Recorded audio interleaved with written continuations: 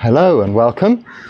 I'll continue with addressing some of your comments and questions, because I do rather enjoy doing that.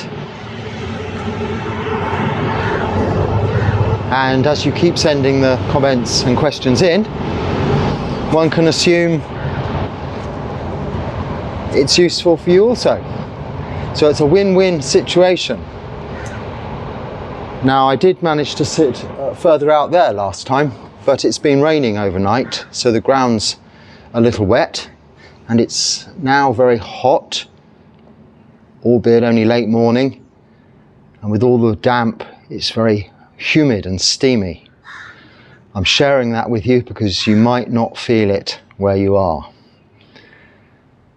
If you're sitting in the comfort of your apartment, your home, with your air conditioning or your central heating, or just normal fresh air, then I'm sure it's also very conducive to your meditation practice and leaves nothing for consideration. One goes about one's daily duties unperturbed. But when temperatures are very high and the humidity levels are very high, you feel in your body the extra effort involved in walking from A to B. For instance, like on Pindapata this morning, I was feeling it, thinking, this is hard work, and it's not even hot season yet. So the first comment here, Buddha even did not believe in the existence of God. This cannot be true, as our DNA itself has so much information in it that it cannot just happen without a creator. Also, how could someone be trapped in the cycle of rebirth when first rebirth itself has no bad karma from previous life? So I don't know where you heard that, but to the contrary, Buddha in the suttas often talks of gods, devas, heavenly realms, hell realms in varying forms. It is correct to say he doesn't speak of one singular god or a creator god. Neither does he speak of the origins of the universe or its finality, the ends of the universe. He is able, as the Buddha himself, the fully enlightened one, to recall his previous lives over countless eons, and he recounts through those recollections his existence in previous world systems. Therefore, from the creation of this universe after the Big Bang, so to speak, as is scientifically been discovered, established, there were previous world systems, universes to that, and he speaks of that in the plural, so going back many, many world systems. And we know how long it has taken this particular planet we are living on in this human realm, just in this lifetime, to have been established is very small in time scale, in our perception of time scale, to that of the entire universe. So he doesn't suggest we trouble our thinking, our already overthinking minds, with stuff that we're not going to be able to really comprehend without experiencing it ourselves or recalling it from our own memories of past lives, as in one might do in after full enlightenment, but not necessarily so. It isn't necessary to become enlightened that you attain psychic abilities to recall all previous lives. However, he doesn't discount gods, but no, he doesn't speak of a creator god. When you say this cannot be true, as our DNA itself has so much information in it that it cannot just happen without a creator, why? Why can it just not happen without a creator? Who creates the creator? These flowers behind me, they grow from seeds. Nobody is creating that other than the original seed. But as I say, we're not tracing everything back to its origins, its beginnings. But things are coming and going in terms of life forms, from plant life, insects, animals, humans, daily, day by day, before our very eyes. without necessarily the direct involvement of what is your perception, maybe from a Abrahamic or Christian background, a creator God. So in Buddhism, it is correct, we don't have such notions. But you say it cannot just happen. Why can it not just happen? It is a chemical reaction that is just happening. Each and every cellular, one single cell organism might be very simple, but it still contains DNA of some kind. That single cellular organism, through evolution, might result in what we see now, the human form. It still contains DNA. It's part of the simple building blocks, but one can go smaller and smaller and smaller and smaller into these building blocks, eventually, you know, splitting the atom as they've done, and wherever it goes thereafter. But again, why trouble your thinking over this? If you have a faith in a God that you believe in, and the resurrection of Jesus Christ and all that in your Bible, and that's what makes you happy, let it continue to make you happy. Don't be bothered with other ideas, but don't waste your faith by trying to argue with scientists, with logically thinking people who have proven facts that they're wrong when they have documentary evidence of proof. Just enjoy the faith and comfort that you derive from that with your other fellow believers. And how could someone be trapped in the cycle of rebirth when first rebirth itself has no bad karma? Well, from the previous life, again, I don't know where you're hearing this stuff. You are the result of attachment. This rebirth is as a result of karma. Karma just means actions of body, speech and mind, both good and bad actions of body, speech and mind. So there's positive karma, negative karma, neutral karma. All, if are actioned with attachment, either enjoyment, liking, or aversion, disliking, to whatever it may be, material items or even mental ideas, then there is a form of link and attachment which leads to rebirth. And this is what has led to this birth you're experiencing right now in this present moment, led you to be reborn, bringing with it all of the bad seeds of the actions, karma you created in previous lifetimes. So you've misunderstood what I've said, or you've read something different contrary to what the Buddha says in the suttas, and certainly what I try to reflect in what I'm saying here. I actually find some meaningful effect on me doing only metta. Have been trying breath for a long time, but it seems it doesn't lead me anywhere. Feels good, but not more. No samadhi, no jhana, nothing. Just fancy ideas, beliefs. I'm cursed. Well, don't please think you're cursed. 90, probably 9% of the population is not meditating these days. It doesn't mean they're cursed. There are some very good people in the world, even of all different religions and faiths, beliefs and ideas, who are certainly not cursed, and you're not cursed. You've got an idea of Dharma and you're practicing from what you're saying here, or you're perhaps trying to practice. Well, don't try. So you see here, you say, I actually find something some meaningful effect on me doing only metta. What on earth is doing only metta? Can you do metta?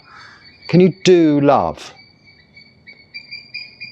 It's a quality, a feeling, an emotion. I mean, can you do happiness? Can you do sadness? No, these are qualities we develop within ourselves. Now, to some extent, yes, you can do kindness. And metta is usually coupled with two words, loving kindness. So you can practice generosity, giving of your time, even a smile. It's giving someone else pleasure from your own actions. And that is, to some extent, a kind of doing. But to have love, loving kindness, loving affection or that mutual human bond that is naturally there between people is not a doing thing.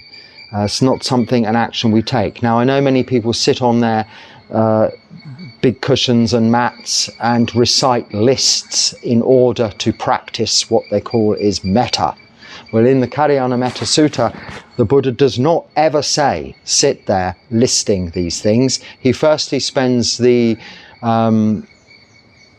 good part of the first few verses of the Kalyana Metta Sutta describing how we should behave in life in terms of all of our bodily actions and speech and mind, and our interactions with society and with others, which includes, of course, sila, keeping precepts, that moral foundation and virtue. He describes then how we should have loving kindness for all beings, ranging from the depths of the sea to the into the universe and all around, near and far.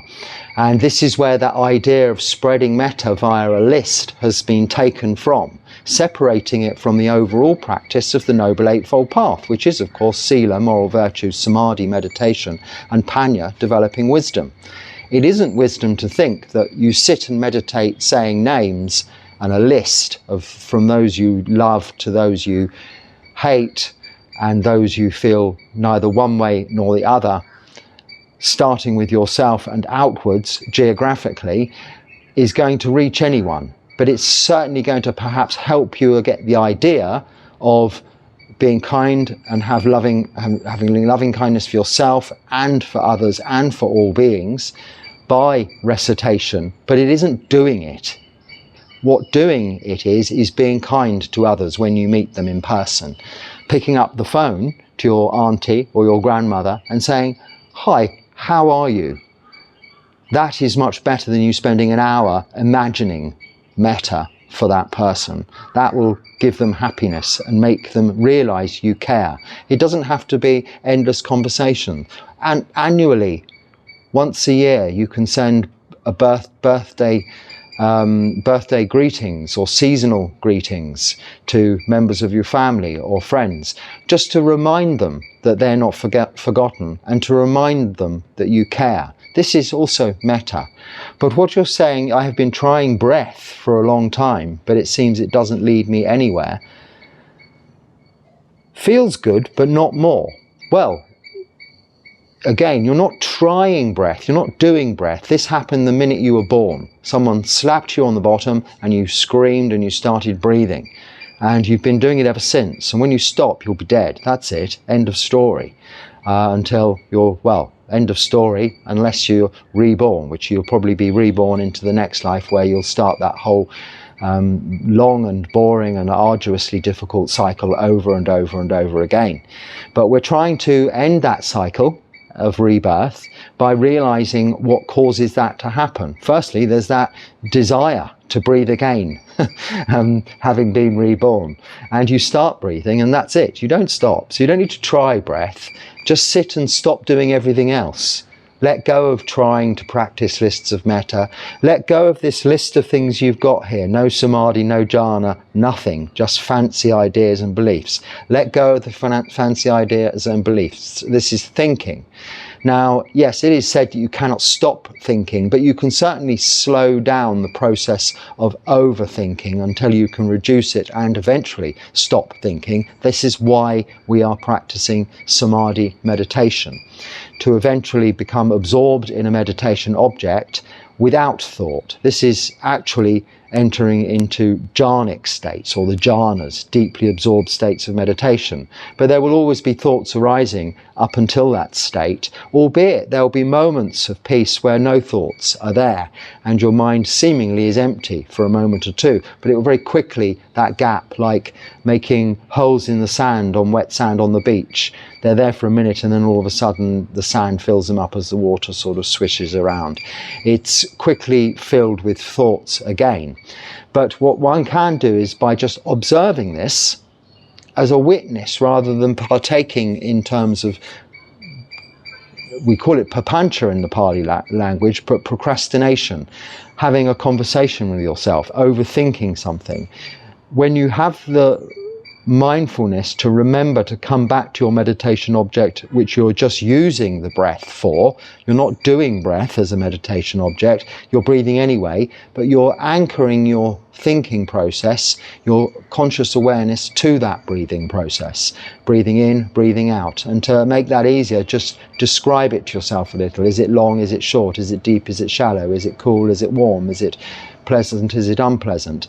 Knowing the qualities of the breath, the whole body of air as you breathe it in and the whole body of air as you breathe it out, you'll notice has very different qualities. So be attentive, have awareness of the whole body of air as you breathe it in and the whole body of air as you breathe it out. Not just at the tip of the nose, but if that helps you keep focus, all well and good.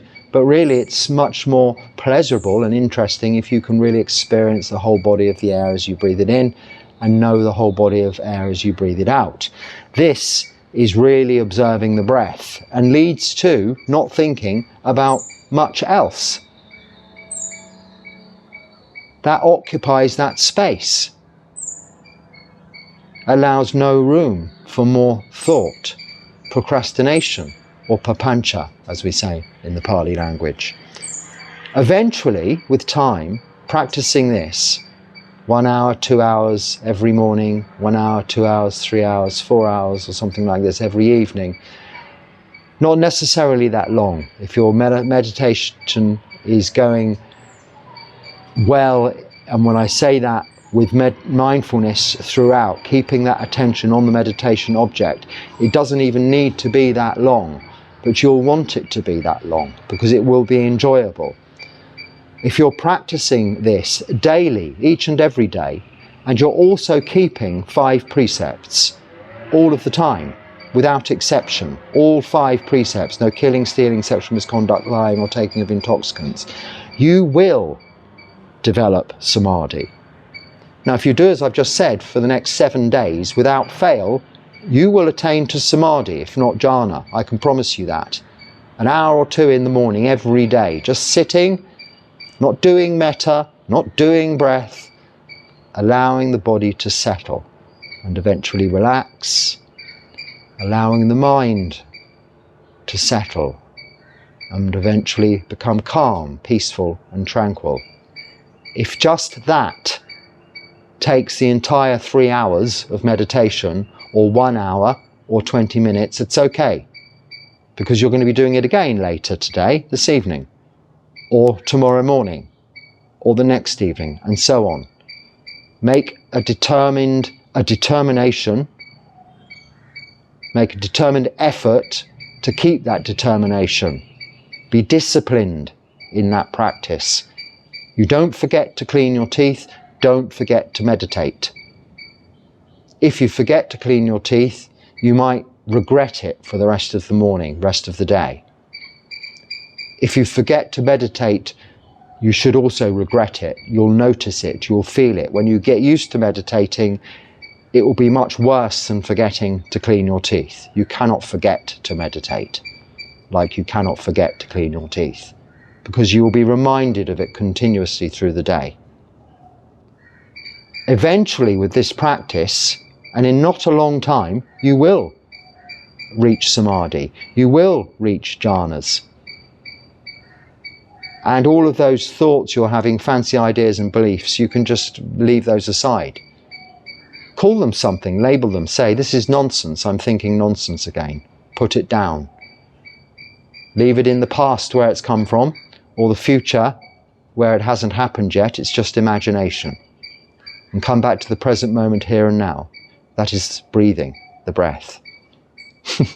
Okay.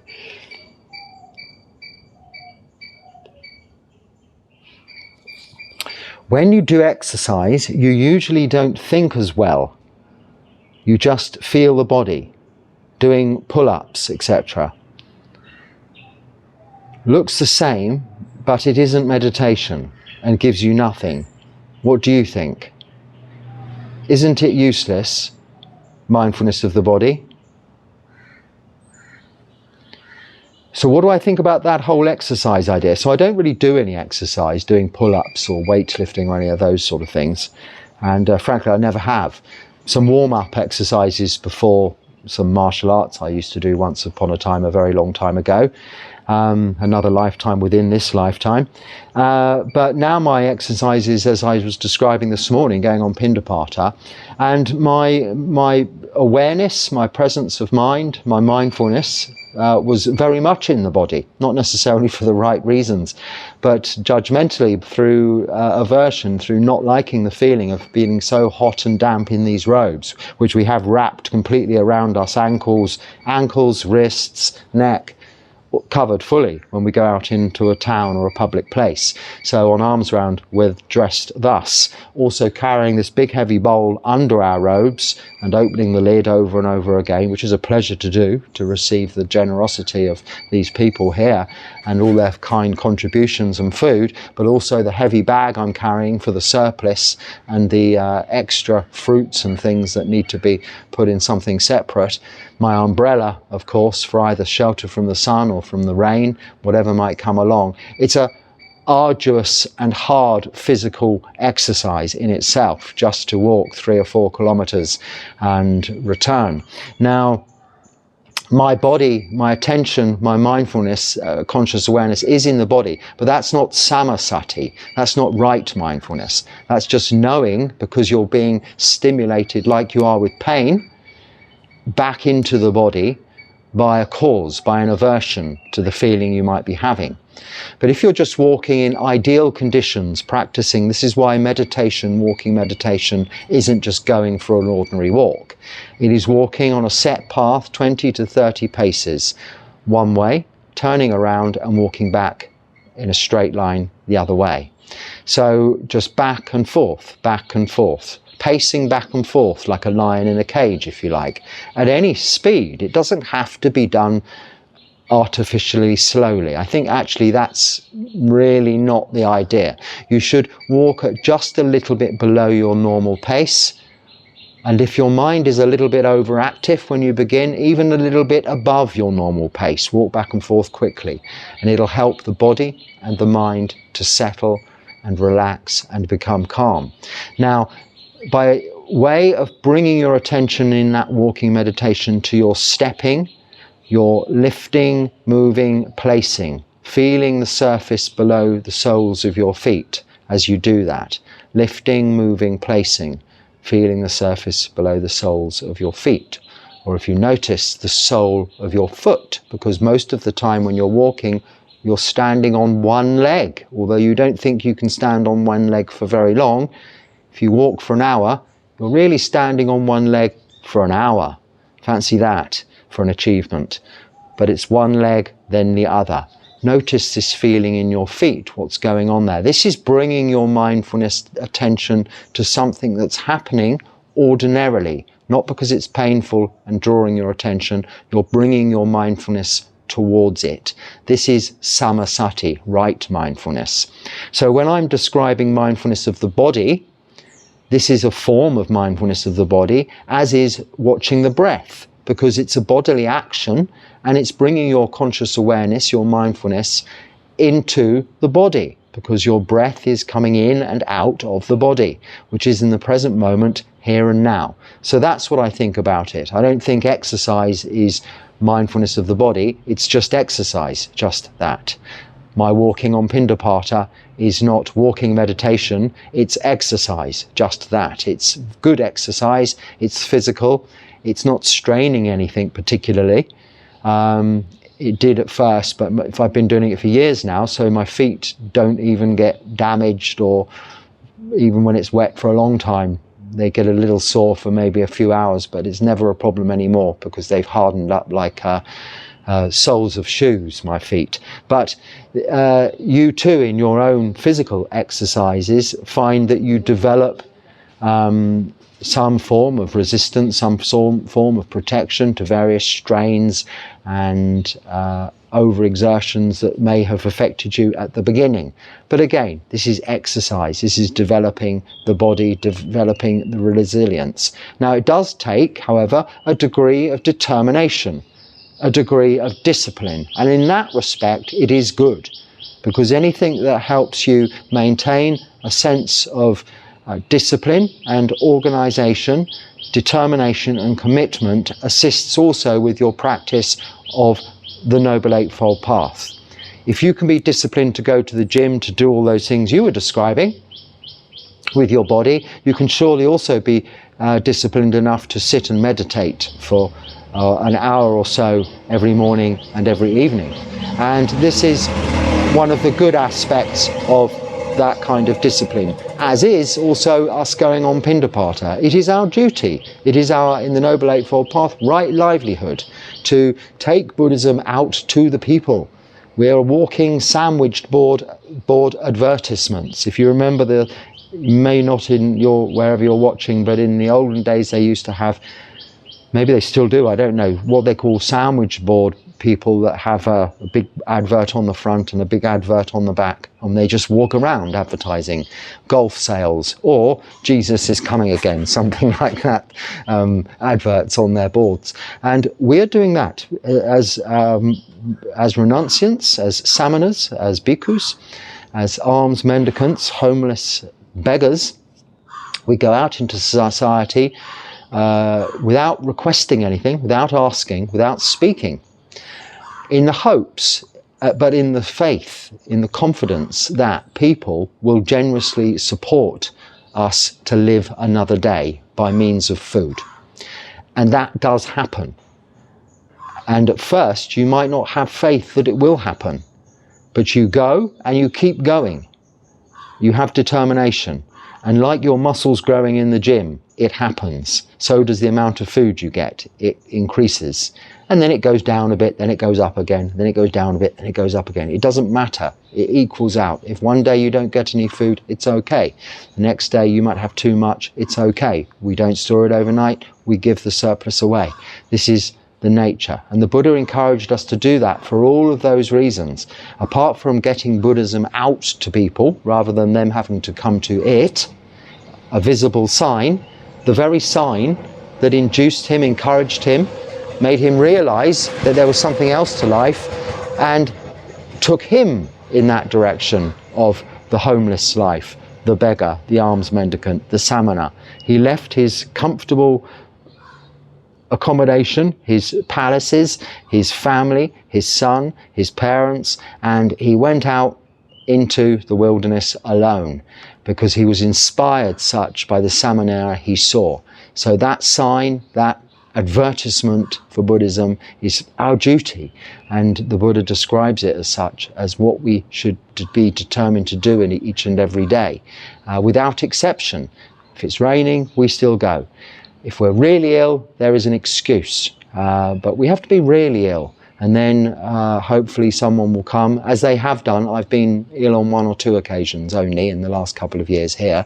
They have come here to check that firstly you're okay, and if you need any assistance, but then also to bring any food or maybe indeed medicines on those occasions for your help, for your assistance.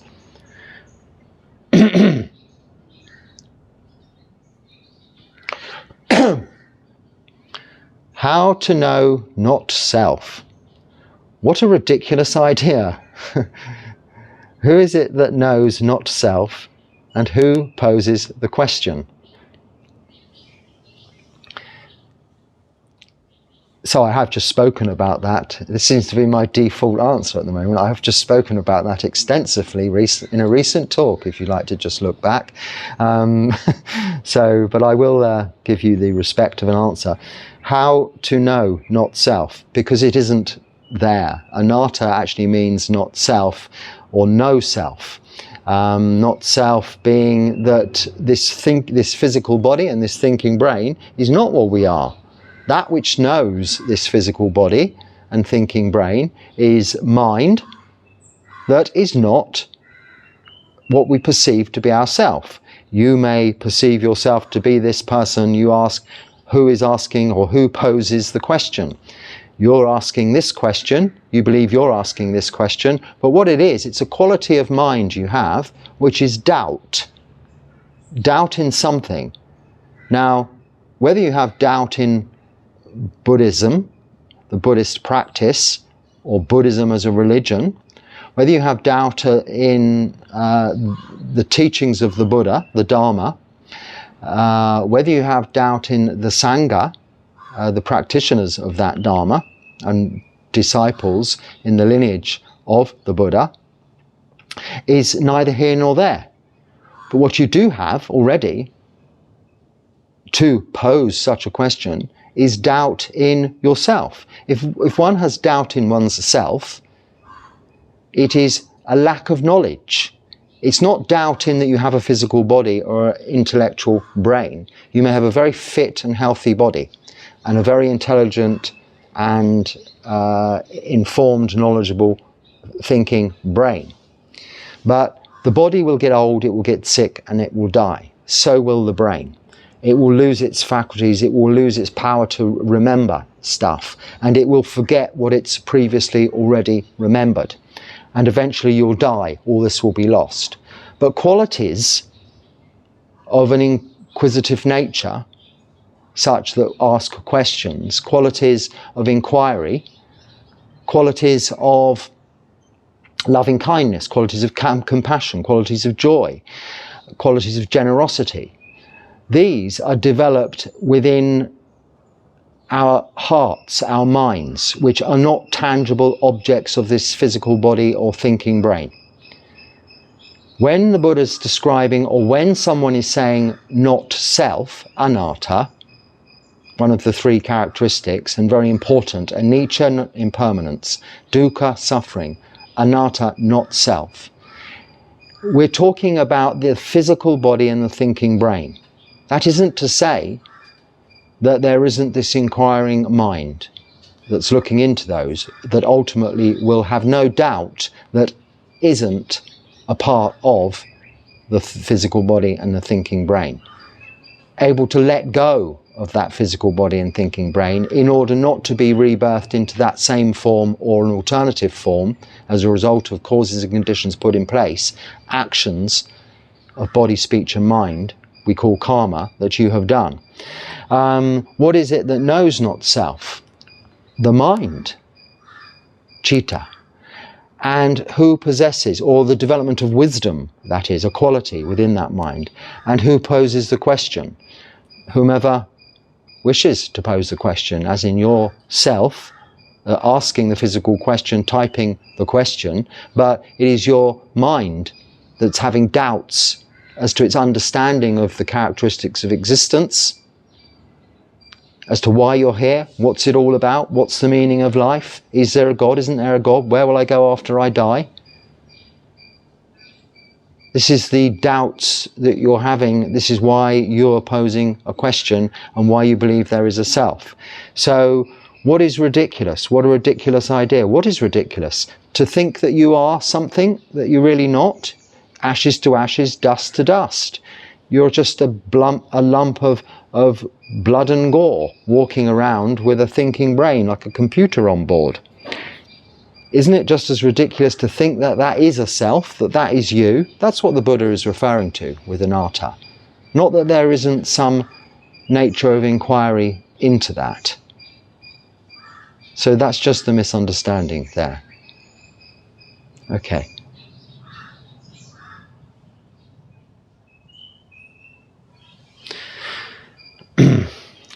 I can't find episode about money in Buddhist monk world.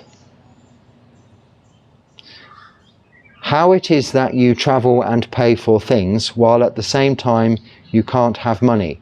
How about insurance? If I want to become a Buddhist monk in, for example, Wat Pa Nanachat, I can buy insurance for a couple of years even and travel to Thailand. But what if I stay in the monastery for even more years and eventually I will have no money? So let's say I'm a monk without money and I need insurance. What now? So the Buddha had plenty of money and lived in a very wealthy environment with support of his people, his family, friends and other neighbouring nations whom they were getting on with from time to time and having wars with on others occasions. But nevertheless left his palatial surroundings with nothing, to become an alms mendicant, a homeless beggar. And when you ordain, this is what you do. If you want to become a monk, this is what you do. You don't have insurance. There's no need for it. What do you need insurance for? If you have any medical requirements or needs, these will be met by the lay supporters, wherever you might be living. If those needs are not met, you get old, you get sick, and you die anyway. If you have an illness that needs treatment and there's no treatment available, well, you might die a bit sooner.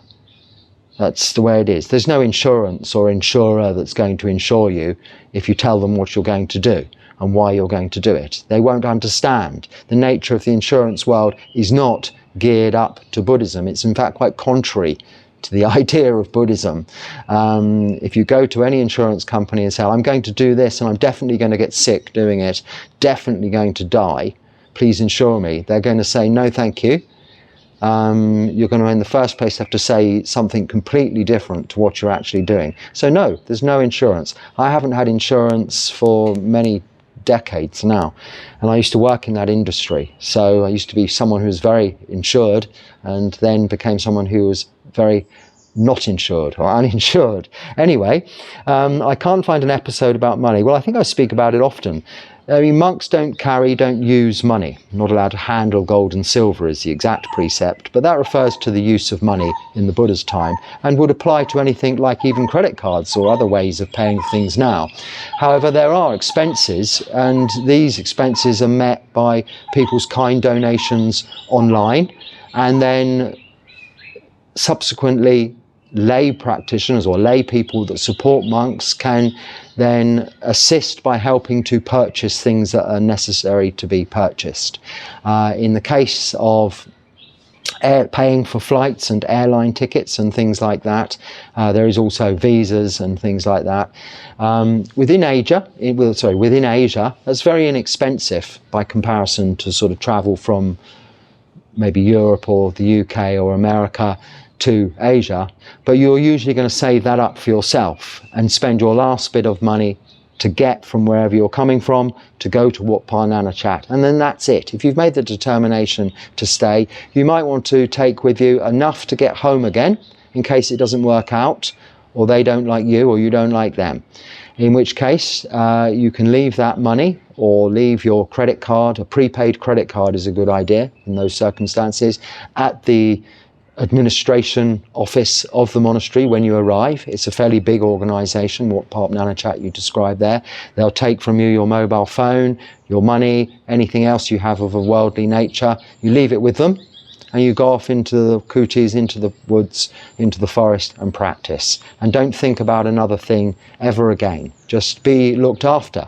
The lay people and the other monks, the Sangha, will support you. Eventually you'll be ordained, you'll be a monk, you'll get old, you'll get sick, you'll die. You'll never have to think about money or worry about it again. You can stay in that monastery forever. That's no problem until you get old, you get sick and you die. And they'll look after you. So how about insurance? You don't need it. When you become a monk, for example, blah, blah, blah. After a couple of years, even, you're going to run out of money. It doesn't matter. You didn't have any money in the first place. You have to give it up to ordain. You mustn't have any debts either. So make sure all your debts are repaid. So nobody's coming knocking at the door asking for you to pay back debts that you're unable to repay because you no longer have a job. So this is the nature of it. It's quite easy. I've lived for now a lot longer than I've been a monk. I've lived like this because I've been on the 8 precepts, but I've been trying to live as a monk for now getting on for 10 years. On very little money indeed, and certainly not having to carry around a wallet or cash in order to pay for incidental things. One is offered things where one goes. If you're not, you do without. There's always water usually available, which one thing we can help ourselves to as monks is water, hot or cold, for drinking purposes, and any medicines that are offered to you that you can take at any times of day if they're for any ailments that you may be suffering from. So don't worry about it. You're overthinking too much. I'm a monk without money and I need insurance. What now? You keep coming back in your comment to needing insurance. You're coming from obviously a background run by the insurance industries that make huge amounts of money out of insurance. You don't need it in this world. You're leaving that behind you. No such thing as insurance for monks.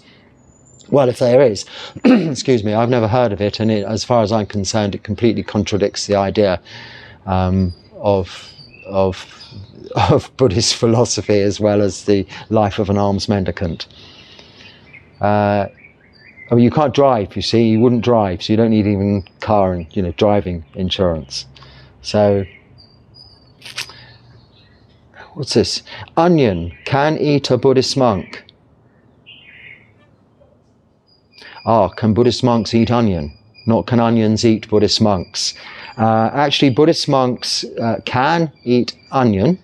In the Theravada tradition, we follow what's known as the Pali Canon, which is the Tipitaka, the 3 baskets of the Vinaya Pitaka, which was first written down quite close to the time of the Buddha. Well, 100 years after the time of the Buddha, at the first Buddhist council, it was decided to put down into writing the Vinaya, the rules of conduct, code of conduct for Buddhist monks and nuns, bhikkhus and bhikkhunis. The Sutta Pitaka, all of the teachings, the Dharma talks, desanas of the Buddha, which had been recited from generation to generation, monk to monk, generation to generation, and verbally transmitted that way until they were written down some 100 years after the time of the Buddha, and the Abhidharma. But this Pali Canon, in the Vinaya, the Rules Code of Conduct, there are 10 prohibited items a monk cannot eat. Mainly those are of the meat variety, not meat. Buddhist monks in the Theravada, which means way of the elders, Vada way, Thera elders, so way of the elders. So it's the described as the Hinayana, the lower vehicle, it's considered by the Mahayana practitioners of the Northern School, who follow a subsequently written Tipitaka, written in a different language, Sanskrit, but it has variations to the extent where our Pali Canon only precludes eating lion, snake, elephant, tiger, and some other strange animals, human, within it, but we can eat other meat. We can eat all vegetables and fruits. It doesn't preclude garlic or onions, but I do understand that in the northern traditions, the Mahayana traditions, no, the monks don't eat garlic or onions. But this was only added on really later, because the main reason, not because they are evil or of any kind like that. So obviously eating an elephant is a bit nasty, isn't it? Or dogs or cats. And eating a snake is probably a bit dangerous. I'm not sure. But nevertheless, there are sort of sound reasons behind that. But the reasoning behind garlic and onions in the Mahayana tradition, and why that was adopted, was because the monks are conversing with lay practitioners who may not be able to afford such luxuries. So anything of that family, leeks, chives, onions, garlic, were considered valuable herbs, but also very pungent on the breath. So if you've ever spoken to someone who's eating garlic and you haven't eaten garlic yourself, you will notice it on their breath. It smells very pungent, and vice versa. Whereas if you've all eating garlic, nobody even knows if anybody's been eating garlic. But of the nature of alms mendicant monks, eating garlic in that tradition as offered food when lay practitioners wouldn't be eating it themselves was considered both disrespectful, in that it might appear you're eating better kinds of food, but also that your breath is going to be a bit nasty for them to be able to pay attention to what you're saying. But in this part of the world, which isn't too far from where the Buddha comes from, so throughout India, where Theravada Buddhism is practiced, Thailand, Burma, that is Myanmar, and Sri Lanka, it would be hard to find anything to eat that doesn't contain something of that nature. Onions or garlic, everybody is eating that as part of their staple diet. So to avoid it would be very impractical for those people trying to offer you food. and we are to accept all food that's offered. So yes, we can eat as much onions and garlic as we like, and indeed we are safe in that onions do not eat us, if that is actually what you did mean. But I'm sure I've misread it, mistranslated it, and you mean can we eat garlic, or you say onion. But I think you mean all of that family. And you're right that the Buddhist monks in the Mahayana tradition, and even some Mahayana practitioners, don't eat any of those kinds of foods. They're fortunate to have choice, be able to choose. It's very difficult. We have to eat what we're given. And if that includes meat and fish, if that's all there is to eat, we have to eat that too. Now, I am vegetarian. In fact, I'm vegan. I don't eat dairy products or eggs either. But that's not because I'm a Buddhist. That's just a matter of choice, and came as a result of living in India for a long time, where vegetarian food is far better than anything else they have to offer. So, and their vegetarian food is the best in the world and second to none. And you don't need anything else if you can live in, with the exception of a bit of ghee, which is in all of their food, which does come from a dairy product. It is a byproduct of butter or milk, clarified butter. They use that for cooking. With the exception of that, you can be more or less vegan in India and have a very, very wonderful variation of food and diet. So I became vegan for that reason, really, and remain so, because it's easier to live that way, it's cheaper to live that way, and it's also very healthy to live that way. I've no idea how long I've been speaking for, so I think on that note, as the thoughts come up, it probably is that I've perhaps spoken for long enough, although I could probably happily sit here and continue speaking for the rest of the day, because I don't have anyone else to speak to. So I enjoy this opportunity and appreciate very much the comments and questions that I receive. That gives me this opportunity to speak to you like this, because it's an interactive form rather than me just sitting here and talking about the Dharma, which I do also, but on these occasions it's more of an exchange and more of an interaction, and I enjoy that also, and hope you will continue to also. Be happy and stay well. Sukhi Hotu.